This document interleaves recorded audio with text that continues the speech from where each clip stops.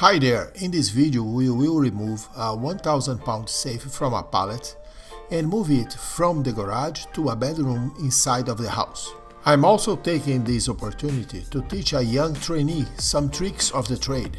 The safe is a sturdy gun safe with a big handlebar instead of the regular spokes. We need to wrap the safe completely and put cardboard to avoid any damage during the work.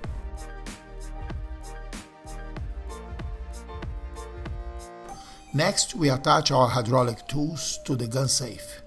Before rolling the safe in, we need to set up ramps to clear the 2 steps that lead to the house. The ramps must be supported by wood beams to resist the weight of the gun safe and to minimize the chance of cracks on the flooring. Steel plates are also used during the ramp's building. They will also minimize hard landings after the safe clears the main door threshold.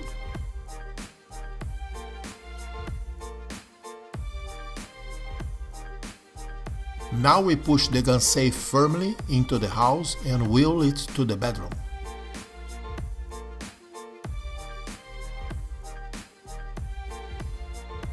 We use our hydraulic equipment to land the safe softly on the ceramic flooring and push it into the corner.